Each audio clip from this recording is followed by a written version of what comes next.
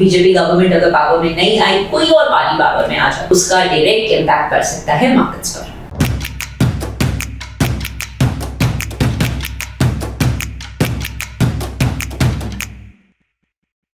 आज हम बात करेंगे 2014 के इलेक्शंस में क्या हुआ था, 2019 के इलेक्शंस में क्या हुआ था और इन इलेक्शंस का मार्केट्स पर क्या इम्पैक्ट था। 2024 में ऐसे कौन से फैक्टर्स हैं जो मार्केट्स के लिए फेवरेबल है, और बात करेंगे इन्वेस्टर्स को क्या स्ट्रैटेजीज अडॉप्ट करनी चाहिए और क्या मिस्टेक्स नहीं करनी चाहिए इलेक्शंस के दौरान। आज बात करते हैं कि सेंट्रल इलेक्शंस 2024 में क्या होने वाला है। क्या बीजेपी गवर्नमेंट जो है वो फिर से थर्ड टाइम पावर में आएगी, या फिर उनकी कोई ऑपोजिशन पार्टी किसी एलाय के साथ कोलिशन बनाकर रूलिंग पार्टी बनाएगी। I am not going to debate about one political party coming to power over another, but I'm definitely going to talk about the impact that either of the scenarios are going to have on our Indian markets. शुरुआत करते हैं 2014 के election से।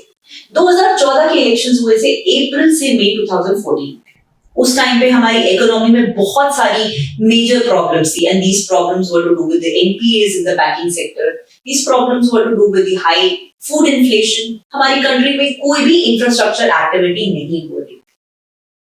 So, इसके चलते जब 2014 में BJP की गवर्नमेंट आई तो इन्वेस्टर्स को लगा कि हमारी कंट्री की सारी इकोनॉमिक प्रॉब्लम्स जो है वो रिजॉल्व हो जाएगी, and the markets went bombastic. So markets ने पहली बार 25,000 का लेवल क्रॉस किया था, और ये एक्टिविटी फरवरी 2014 से ही शुरू हो गई। तो जहां फरवरी 2014 के अंदर पहली बार एग्जिट पल्स आया, तभी से मार्केट्स ने यूफोरिया देना शुरू कर दिया और 21,000 से पहुंच गई 25,000। ये पूरी की पूरी रैली एक साल तक चली और सेंसेक्स ने साल 2014 में रिटर्न्स दिए 25%। इनफैक्ट फरवरी 2015 में जाकर निफ्टी और सेंसेक्स ने फाइनली 5% की करेक्शन करी, which was caused by bad corporate earnings in India as well as profit booking. चलते हैं 2019 के इलेक्शंस की ओर।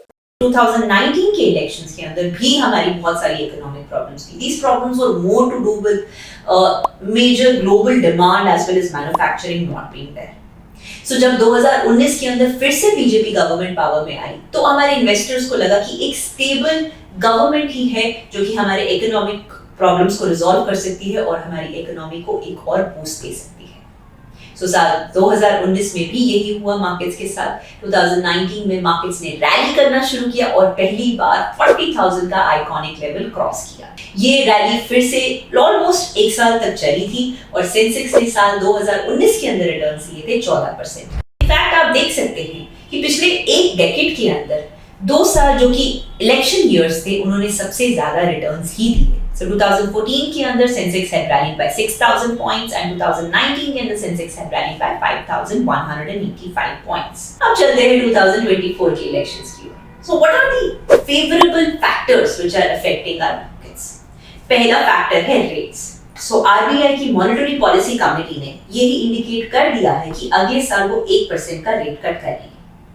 जैसे ही ये रेट कट होता है वैसे ही हमारे इन्वेस्टर्स के हाथ में लिक्विडिटी आएगी, वो उसको मार्केट्स में इन्वेस्ट करेंगे और मार्केट्स रैली करेगी। दूसरा फैक्टर है मैनेजेबल इन्फ्लेशन। सो हमारा जो सीपीआई डेटा है वो अभी 6.8% का है और सितंबर का आने वाला एक्सपेक्टेड सीपीआई डेटा है 5.5% का।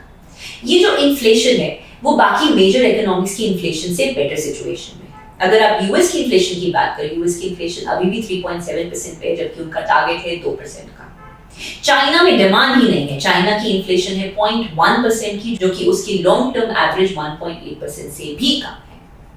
तीसरा इंपॉर्टेंट फैक्टर है infrastructure activity.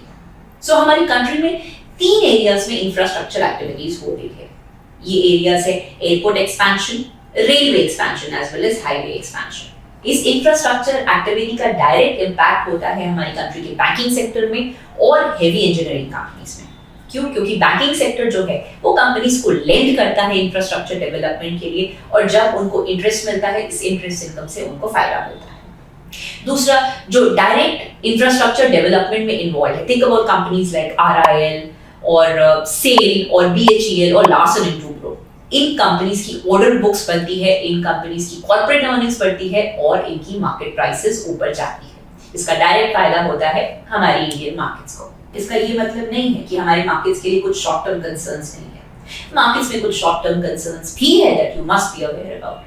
These are Fed possibly increasing the rates more than expected or not cutting the rates as expected next year. दूसरा फैक्टर है हमारा मॉनसून ठीक नहीं जाना, जिसकी वजह से हमारी फूड इन्फ्लेशन ऊपर जा सकती है। और तीसरा फैक्टर है बीजेपी गवर्नमेंट अगर पावर में नहीं आई, कोई और पार्टी पावर में आ जाती है, उसका डायरेक्ट इम्पैक्ट पड़ सकता है मार्केट्स पर। सो कंक्लूजन ये निकल के आता है कि जितने भी इलेक्शन ईयर्स होते हैं वो मार्केट्स के लिए डेफिनेटली बेनिफिशियल होते हैं। और इसके अलावा इन्वेस्टर्स को मार्केट्स को टाइम नहीं करना चाहिए। मार्केट्स को टाइम करना पॉसिबल नहीं है, और अगर आप एक लॉन्ग टर्म पोर्टफोलियो पे इम्पैक्ट देखते हैं तो फिर मार्केट टाइमिंग का इम्पैक्ट सिर्फ होता है 1% का। इसलिए investors are recommended to continue to invest in a discipline manner, and साथ ही साथ अपने पोर्टफोलियो का कुछ एलोकेशन जो है वो लिक्विड फंड्स में या फिर लिक्विड एसेट्स के अंदर रखिए, जिसको आप डिप्लॉय कर सकते हैं इक्विटी में ड्यूरिंग मार्केट करेक्शंस। ये था हमारा school of thoughts on elections as well as markets. I hope and believe that this added value to your financial planning. Please do let us know on what other content you would want us to talk about. This is Shalini Gera signing of. And हाँ, अगर आपको ये video पसंद आई तो please अपने colleagues, friends, family circle में इसको circulate करिए। This helps us a lot. Thank you very much for watching. We will see you again.